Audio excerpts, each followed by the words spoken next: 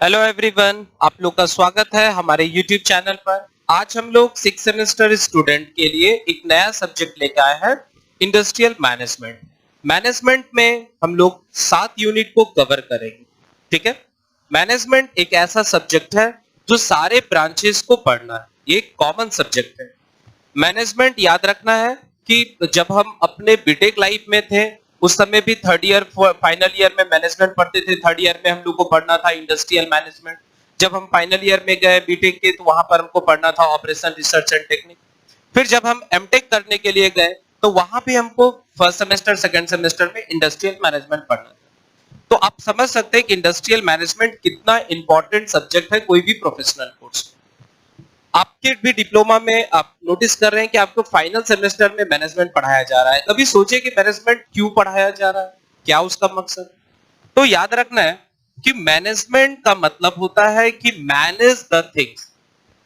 जो भी आपके पास रिसोर्सेस है, याद रखना है कि रिसोर्सेस हमेशा लिमिटेड रहता है और उस रिसोर्सेस का आप किस तरह से मैक्सिमम यूज करेंगे कि जिससे आपको आउटपुट ज्यादा मिले, प्रॉफिट ज्यादा मिले। तो आई होप आपको समझ में आ रहा हो कि मैनेजमेंट में हम लोग पढ़ना क्या क्या चाह रहे हैं। तो हम लोग को 7 यूनिट पढ़ना है। हम पूरा कोशिश करेंगे कि आपको 7 यूनिट का जो है लेक्चर प्रोवाइड करें। ठीक है, इसका थ्योरेटिकल पार्ट्स ऑलरेडी आपको दे दिया गया है। ठीक है, जो बच्चा नहीं लिए हैं वो कमेंट करके आप थ्योरेटिकल पार्ट्स पीडीएफ ले सकते हैं। तो चलिए हम लोग स्टार्ट करते हैं फर्स्ट यूनिट जिसका नाम है ओवरव्यू ऑफ बिजनेस। तो सबसे पहला हमको पता होना चाहिए कि हम बिजनेस किसको कहेंगे। तो ध्यान से सुनेंगे कि business is an economic activity. Business is an economic activity which is related with the continuous and regular production and distribution of goods and services for satisfying human needs with the aim of earning profit। मतलब business एक ऐसा economic activities है। Economic activity कहने का मतलब है जहां पर आप पैसा का लेन देन करते हैं, ऐसे जगह को, ऐसे काम को हम लोग इकोनॉमिक एक्टिविटीज कहते हैं। तो देखिए डिफिनेशन आपको दिख रहा होगा कि business is an economic activity which is related with the continuous and regular production and distribution of goods. एक चीज याद रखना है कि बिजनेस में आपको रेगुलरली ये काम करना है। ऐसा नहीं कि मेरे पास एक बाइक था और वो बाइक पुराना हो गया तो हम OLX पर गए और उसको हम सेल आउट कर दिए, तो वो बिजनेस नहीं हुआ। क्यों? क्योंकि वो रेगुलर हम नहीं कर रहे। तो आप नोटिस कर रहे होंगे कि बिजनेस में आपको एक काम करना है, इकोनॉमिक एक्टिविटीज है, इकोनॉमिक में पैसा का लेन देन होगा। दूसरा कंटिन्यूअस होना चाहिए, ये बड़ा इंपॉर्टेंट है कि आप अगर कोई बिजनेस कर रहे हैं तो वो बिजनेस कंटिन्यूअस होना चाहिए। तो अभी जैसे आपको एग्जांपल समझाया कि अगर हम अपने बाइक को LX में बेचते हैं तो हम कोई बिजनेस नहीं कर रहे। ठीक है, तो क्या कह रहा है कि which is related with the continuous and regular production and distribution of goods. जहां पर हम डेली कोई सामान को बनाएंगे, उसको सेल आउट करेंगे या कहीं से सामान को खरीदेंगे, उसको सेल आउट करेंगे, जिससे कि आदमी का जो नीड है उसको हम फुलफिल्ड कर सके। और बिजनेस का एक ही मकसद है, टू अर्न द प्रॉफिट, जिसमें हम लोग प्रॉफिट अर्न कर सके। तो आई होप पहला डिफिनेशन आपको क्लियर हुआ होगा। ठीक है, चलिए एक और डिफिनेशन हम लोग बिजनेस का देख लेते हैं। देखिए अलग अलग जो एक्सपर्ट होता है, जो इंडस्ट्रियल मैनेजमेंट का एक्सपर्ट है, अलग अलग जो ऑथर है, जो बिजनेस का मास्टरमाइंड है, वो अलग अलग तरह का डिफिनेशन देते हैं। तो आप एक टॉपिक का हजारों डिफिनेशन आप दे सकते हैं, बता सकते हैं, या बहुत सारे बुक को अगर आप पढ़ेंगे तो वहां एक ही टर्म का बहुत सारा डिफिनेशन मिलेगा। तो कुछ अच्छे अच्छे डिफिनेशन को आपको याद कर लेना। तो एक बिजनेस का और डिफिनेशन हम लोग देखते हैं कि an occupation in which people regularly engage in activities relating to purchase and production and sale of goods or services with a view of earn profit। Repeat कर रहा हूं, ध्यान से सुनेंगे। कह रहा है कि business is an occupation. Business एक ऐसा व्यवसाय है इन विच पीपल रेगुलरली इंगेज, जिसमें कि आदमी रेगुलरली इंगेज है। मान लीजिए अगर कोई दुकान वाला है तो वो डेली सुबह 7 बजे 8 बजे अपने दुकान को खोलता है और रात के 8-9 बजे वो अपने दुकान को बंद कर रहा है। वो डेली का एक्टिविटीज कर रहा है। वो कहीं से सामान को परचेज कर रहा है, फिर जो कंज्यूमर है, जो कस्टमर है, उसको सेल आउट कर रहा है। तो ये काम वो रेगुलरली कर रहा है, किसके लिए कर रहा है? तो प्रॉफिट अर्न करने के लिए। तो इसी को क्या कर रहे हैं? बिजनेस। तो डेफिनेशन आपको क्लियर हो रहा होगा। आप देखेंगे यहाँ पर कि N occupation, business is an occupation in which people regularly engage होना बहुत जरूरी है। ऐसा नहीं कि एक दिन लिए सामान को बनाए और बेच दिए और फिर 1 महीना तक काम नहीं कर रहे हैं तो वो बिजनेस नहीं होगा। ठीक है, तो business is an occupation in which people regularly engage in activities relating to purchase or production and sales of good and services with the view of earn profit। तो आई होप आपको समझ में आ रहा होगा। चलिए अब हम लोग क्या करेंगे, बिजनेस में कैरेक्टरिस्टिक ऑफ बिजनेस पढ़ेंगे कि बिजनेस का क्या क्या मुख्य विशेषता है। ठीक है, देखिए दुनिया में अगर आप कोई भी बिजनेस करते हैं, ठीक है, किसी भी तरह का, चाहे आप कृषि से रिलेटेड कोई बिजनेस कर रहे हैं, मैन्युफैक्चरिंग से रिलेटेड कोई बिजनेस कर रहे हैं, सर्विस से रिलेटेड कोई बिजनेस कर रहे हैं, किसी भी बिजनेस का एक मेन उद्देश्य होता है ना। दुनिया में हजारों तरह का बिजनेस है। हो सकता है कि कोई रेस्टोरेंट खोल के बिजनेस कर रहा है, हो सकता है कोई बड़ा रिटेलर खोल के बिजनेस कर रहा है, हो सकता है कोई बड़ा होलसेलर बन गया हो वो बिजनेस कर रहा है, या अगर हम किसान हैं तो हम अपना अनाज उगा के उसको सेल कर रहे हैं, वहां भी एक बिजनेस हो गया।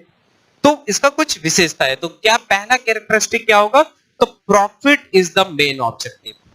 पहला याद रखेंगे, profit is the main objective.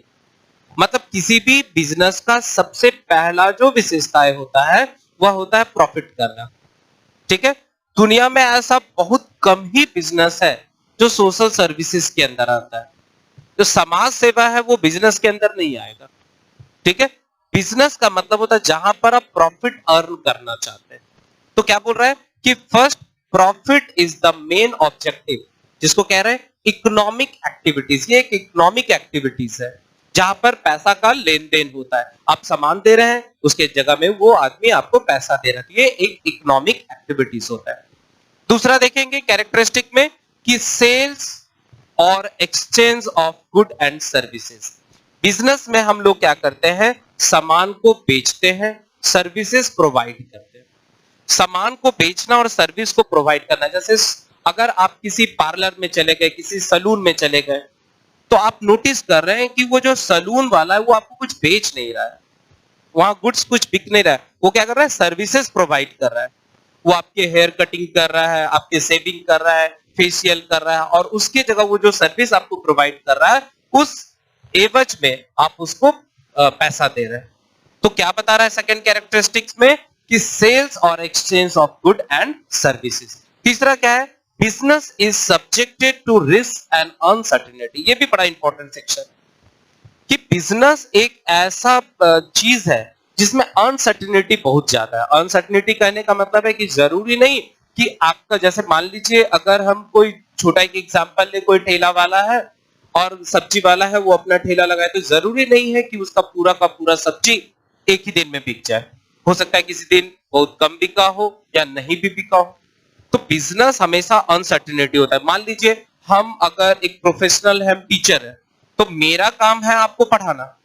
मेरा मन किया किसी दिन कि नहीं हम बिजनेस करें, तो चूंकि हम उस फील्ड का एक्सपर्ट नहीं है और हम अगर कोई ऐसा बिजनेस कर ले तो हो सकता है हम खोल ले और वहां जो कंज्यूमर है, जो कस्टमर है, वो आ ही नहीं रहा है, तो फाइनली क्या होगा, वो बिजनेस हमको बंद करना होगा। तो बिजनेस क्या होता है, अनसर्टेनिटी होता है। पर आपको ये याद रखना है, रिस्क लेना ही पड़ेगा हर एक जगह। जब तक आप रिस्क नहीं लेंगे तब तक आप आगे बढ़ ही नहीं सकते। क्लियर? नेक्स्ट आ जाएंगे कि बिजनेस एक्टिविटी में be connected with production of goods and services. In this case it is called industrial activities. क्या कह रहा है बाबू कि बिजनेस एक्टिविटी में be connected with production of goods and services, so it is called industrial activity.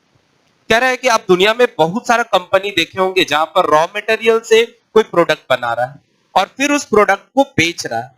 तो ये सारा काम जो है बिजनेस के अंदर इंडस्ट्रियल एक्टिविटीज के अंदर आ जाएगा। आई होप आपको समझ में आ रहा होगा।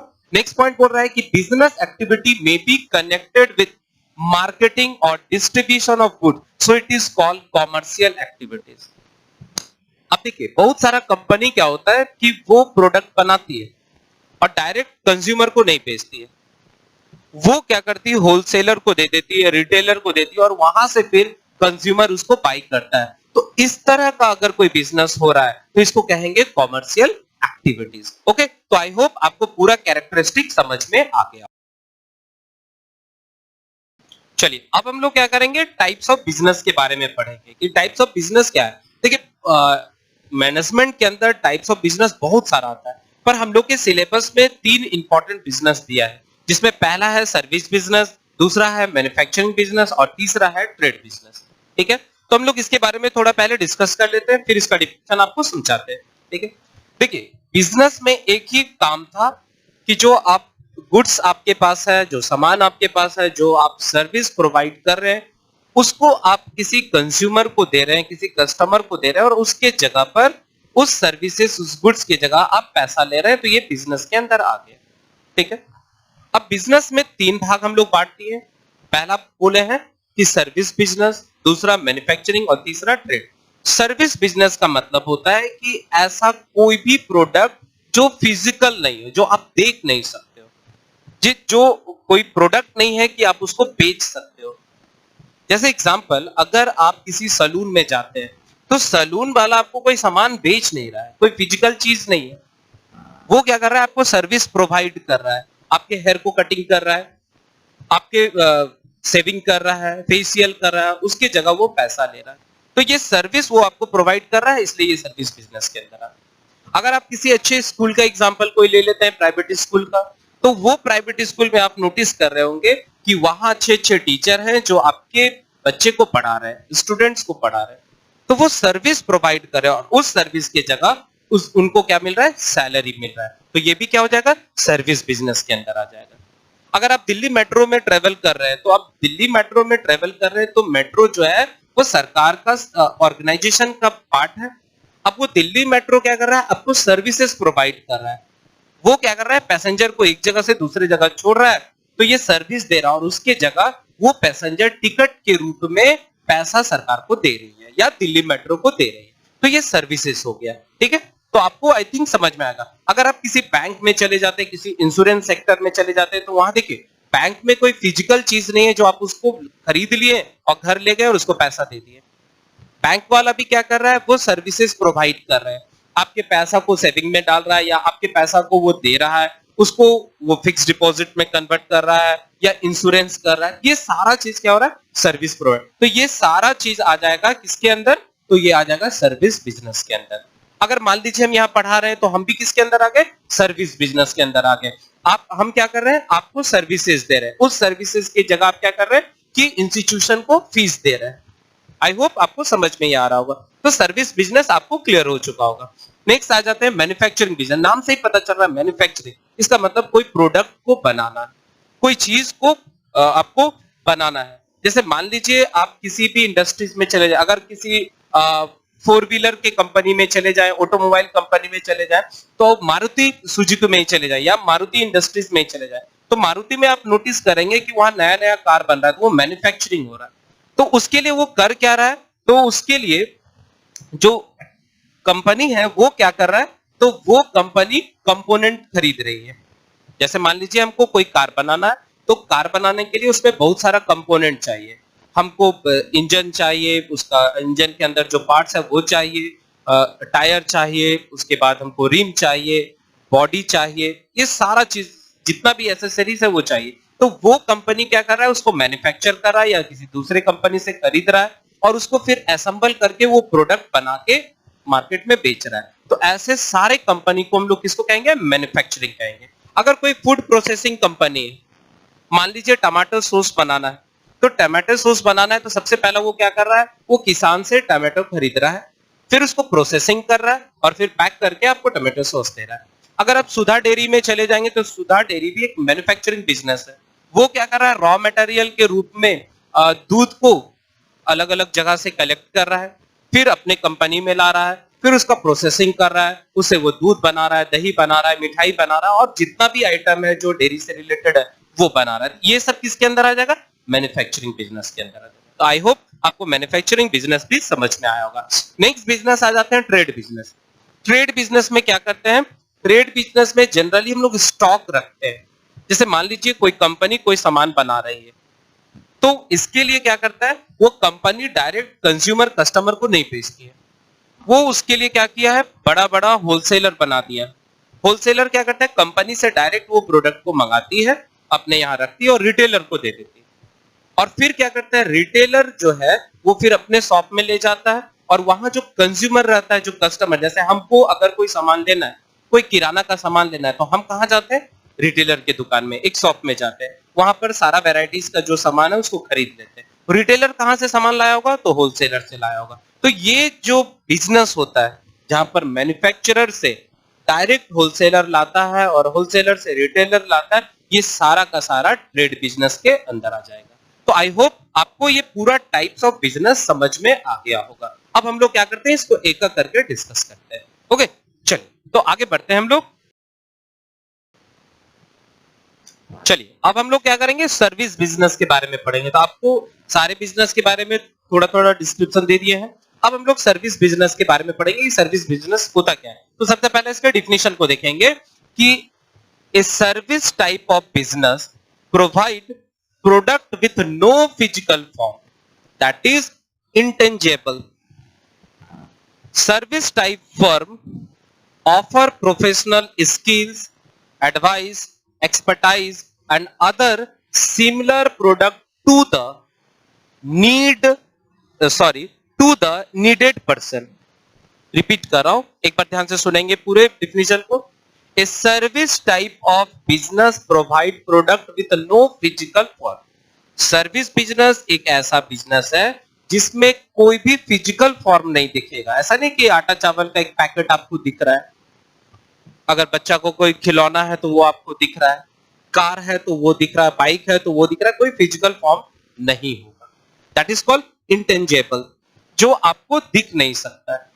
ठीक है, फिर कह रहा है service type firm offer professional skill, advice, expertise and other similar product to the needed person.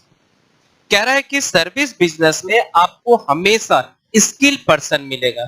जैसे मान लीजिए आपके घर में आपको प्लम्बिंग का काम कराना है, मतलब आपको पाइप जुड़वाना है, पूरा पानी का टंकी का सेटअप लगाना है, किचन में सिंक लगाना है, बाथरूम में शावर लगाना है, नल लगाना है। तो ये जो काम आता है ये एक प्रोफेशनल आदमी ही कर सकता है जो प्लम्बिंग का काम करता है।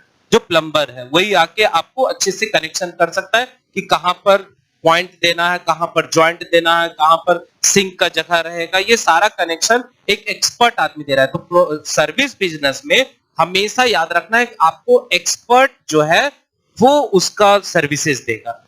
ठीक है, मान लीजिए आप किसी डॉक्टर के पास जाते हैं, तो डॉक्टर उस फील्ड का एक्सपर्ट है, उसको पता है कि पेशेंट को कौन सा बीमारी है, कौन सा दवा देना है, कौन सा टेस्ट कराना है, ये वो आपको सर्विसेज दे रहा है और उसकी जगह में वो फीस ले रहा है।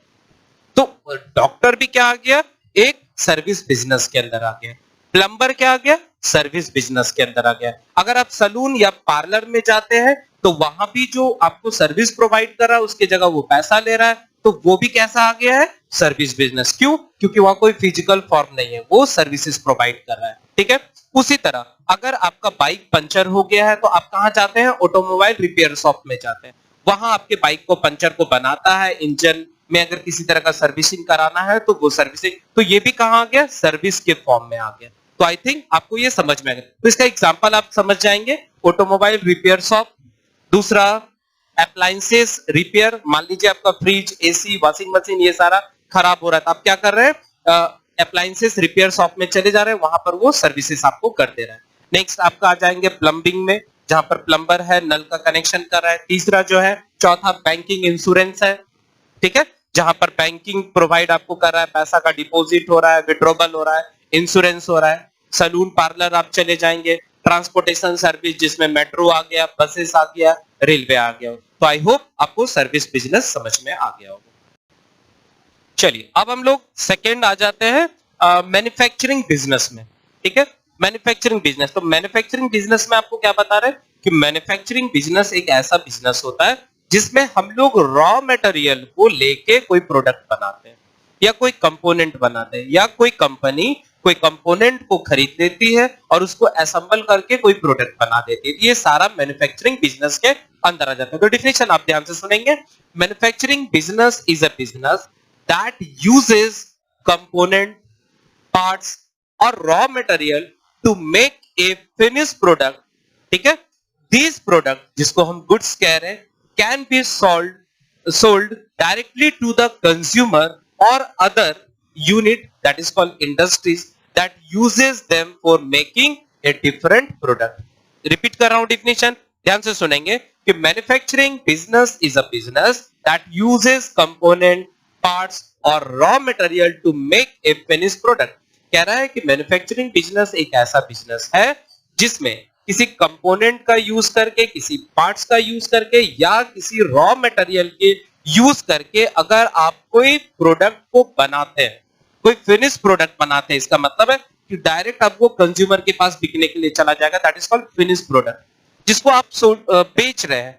ठीक है, किसको बेच रहे हैं? तो कंज्यूमर को बेच रहे हैं। ठीक है, या अगर मान लीजिए हम कोई कंपनी है, कंपनी के ऑनर है, जहां पर हमको क्या किया है, वो बोल दिया है कि आप ये सब पार्ट बना दीजिए, हमको पिस्टन बना के दे दीजिए, हमको सिलेंडर बना के दे दीजिए, और वो दूसरे कंपनी को हम बेच दिए। तो वो कंपनी क्या किया कि मेरे प्रोडक्ट को खरीद के उसको असेंबल करके और इंजन का रूप दे दिया।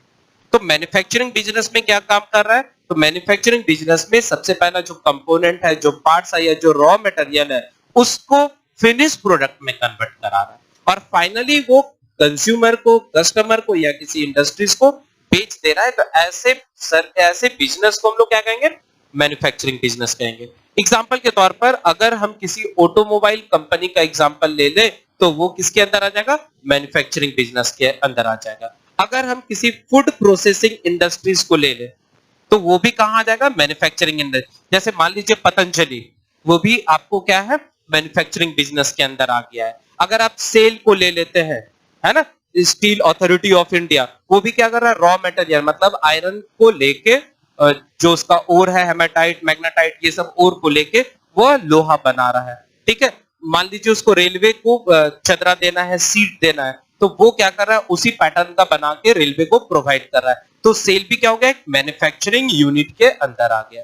क्लियर है? अगर आप मारुति उद्योग को ले लेंगे तो मारुति उद्योग भी क्या कर रहा है? अलग अलग जगह से कंपोनेंट को लेके असेंबल कर रहा है और फाइनली एक कार बना के दे रहा है। तो ये किसके अंदर आ जाएगा? मैन्युफैक्चरिंग बिजनेस के अंदर आ जाएगा। क्लियर है? टाटा मोटर्स ले लेंगे, मैन्युफैक्चरिंग आ जाएगा। रिलायंस अभी बहुत सारा प्रोडक्ट बना रही है, तो रिलायंस भी किसके अंदर आ जाएगा? मैन्युफैक्चरिंग के अंदर आ जाएगा। तो आई होप आपको समझ में आ रहा होगा कि मैन्युफैक्चरिंग बिजनेस किसको कहते हैं। ओके, चलिए अब हम लोग क्या आ जाते हैं? ट्रेड बिजनेस पर आ जाते हैं। याद रखना है, पहला बिजनेस जो था वो सर्विस बिजनेस था, जिसमें कोई फिजिकल फॉर्म नहीं था। दूसरा जो था वो मैन्युफैक्चरिंग बिजनेस था, जिसमें हम लोग प्रोडक्ट बना के फाइनल फिनिश प्रोडक्ट बनाते थे और फिर उसको कस्टमर को, कंज्यूमर को देते थे। ट्रेड बिजनेस में क्या करना है? ट्रेड बिजनेस, पहले डिफिनेशन हम लोग क्लियर कर लेते हैं, होता क्या है। तो trade is the activity of buying, selling और एक्सचेंजिंग ऑफ गुड और सर्विसेज बिटवीन पीपल, फर्म और कंट्रीज। कहता है कि ट्रेड बिजनेस एक ऐसा बिजनेस होता है जिसमें हम कोई सामान को खरीदते हैं, उसको बेचते हैं या एक्सचेंज करते हैं। ठीक है, किसका? तो कोई भी सामान का या सर्विसेज का। किसके बीच में?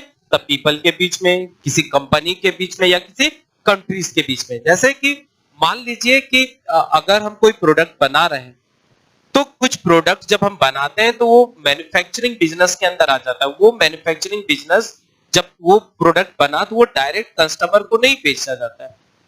वो क्या करता है? वो कोई होलसेलर उसको खरीद लेता है और होलसेलर के द्वारा हमको वो मिलता है। बहुत सारा ऐसा कंट्रीज है जहां पर सामान जो, अगर हम प्रोडक्ट जो बनाते हैं वह एक जगह से दूसरे जगह एक्सचेंज किया जाता है। जैसे मान लीजिए अगर मेरे पास कोई सॉफ्टवेयर हम डेवलप किए और किसी कंट्रीज को हमको देना है, तो वो सॉफ्टवेयर का हम एक्सचेंज कर रहे हैं कि वो हमको एक सॉफ्टवेयर दे रहा है, हम भी उसको दे रहे हैं। अगर कोई मिसाइल खरीद रहे हैं तो हम लोग क्या कर रहे हैं? एक्सचेंज कर रहे हैं, एक मिसाइल हम उसको दिए तो वो भी दिया, या हो सकता है वो मिसाइल बना के डायरेक्ट हमको बेच भी सकता है। तो ये सब किसके अंदर आ जाएगा? ट्रेड बिजनेस के अंदर आ जाएगा। तो डिफिनेशन क्या बोला? फिर से एक बार जो पहले डिफिनेशन देखे उसको एक बार रिपीट कर रहे हैं कि trade is the activity of buying, selling और exchanging of goods and services between people, firm and countries. तो आपको समझ में आ रहा होगा। एक और डिफिनेशन यहां पर देखते हैं कि in trade business specialized range of product, maintain a stock and deliver the product to the customer. कहता है कि ट्रेड का मतलब होता है कि अगर आप कोई स्पेशलाइज्ड प्रोडक्ट को क्या कर रहे हैं, अपने पास स्टॉक कर रहे हैं और फिर उसको डिलीवर कर रहे हैं, किसको? तो कस्टमर को, कंज्यूमर को। ये जो ट्रेड बिजनेस है ये दो टाइप का है, एक होलसेलर है और एक रिटेलर है। ठीक है, अब ध्यान से सुनेंगे पूरे बात को। कह रहा है कि मान लीजिए बहुत सारा मैन्युफैक्चरिंग यूनिट है, पतंजलि एक मैन्युफैक्चरिंग बिजनेस है, वो प्रोडक्ट बनाती है और वो क्या की है, एक हर एक स्टेट में एक बड़ा बड़ा अपना होलसेलर बना दिया। तो जहां कंपनी कोई प्रोडक्ट बना रही है वो डायरेक्ट वहां से बेच नहीं रही, वो क्या कर रही है, होलसेलर को दे दे रही है। अब होलसेलर क्या कर रहा है, वो सारे सामान को स्टॉक कर रहा है, रख रहा है और फिर जैसा रिटेलर आ रहा है उसको वो देते जा रहा है। रिटेलर क्या कर रहा है, कस्टमर को दे रहा है। अगर आप बहुत सारे ऑनलाइन कंपनी को देखेंगे जैसे फ्लिपकार्ट है, अमेजॉन है, ये सारा कंपनी ट्रेड है, वो अपना एक बड़ा सा स्टॉक बनाया हुआ है। कंज्यूमर, कस्टमर डेली उसमें कुछ कुछ सामान खरीदने के लिए अपना एप्लीकेशन डाल रहा है, तो वो क्या कर रहा है, वो अपने स्टॉक से देख रहा है कि मेरे पास कहां कहां कौन कौन सा सामान है और वहां से डिलीवर कर रहा है। तो ट्रेड बिजनेस में बस यही याद रखना है कि हमको हर एक सामान का, जो जिस चीज का हम बिजनेस करते हैं उसका स्टॉक रखना है और उसको हमको क्या करना है, प्रोवाइड कर देना है जो नीड पर्सन है, जो कस्टमर है, जो कंज्यूमर है।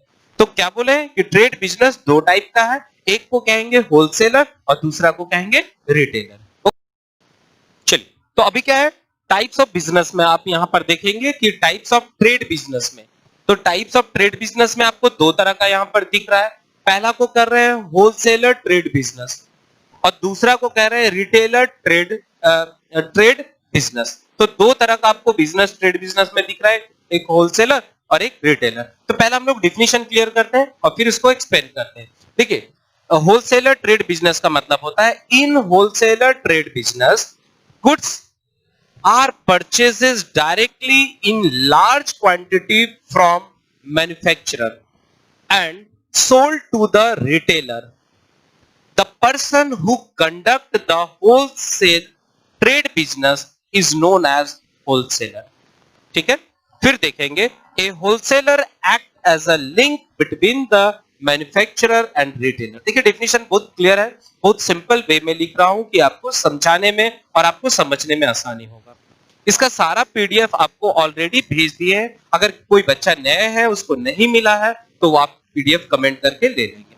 ठीक है, और ज्यादा से ज्यादा वीडियो को शेयर कीजिए जिससे कि फाइनल स्टूडेंट को इसका बेनिफिट मिल सके। हम पूरा कोशिश करेंगे कि इंडस्ट्रियल मैनेजमेंट का पूरा लेक्चर आपको प्रोवाइड करें। देखिए, ये ऐसा सब्जेक्ट है जिसमें आप जितना ज्यादा सुनिएगा, जितना ज्यादा समझिएगा, आपको उतना ज्यादा याद होगा। ठीक है, और ऑलरेडी ये सब्जेक्ट ऐसा कुछ नहीं है कि बहुत टफ है। ठीक है, ऑलरेडी इसके बारे में हम लोग थोड़ा बहुत जानते ही जाते हैं, पर ये इंपॉर्टेंट होता है कि हम लोग अपने सिलेबस के अकॉर्डिंगली किस तरह से इसको लिखे, कितना लिखे कि मेरा पूरा आंसर का जो है, मेरा क्वेश्चन का जो आंसर है वो क्लियर हो जाए। ठीक है, तो डिफिनेशन एक बार रिपीट कर रहे हैं कि in wholesaler trade business goods are purchase directly to the manufacturer. ठीक है, इन अ लार्ज क्वांटिटी। क्या कह रहा है बाबू कि इस तरह के बिजनेस में जो होलसेलर बिजनेस होता है वो क्या करता है, डायरेक्ट जहां मैन्युफैक्चरिंग हो रहा है वहां से ही प्रोडक्ट को लार्ज क्वांटिटी में अपने पास स्टॉक कर लेता है। ठीक है, मैन्युफैक्चरर जो होता है उसको भी लगता है कि हम इधर उधर बेचने से अच्छा है कि डायरेक्ट हम एक ऐसे जगह को दे दे, एक ऐसा बिजनेस वाले को दे दे या ऐसा एक संस्था को दे दे जो मेरा प्रोडक्ट को बेच देगा।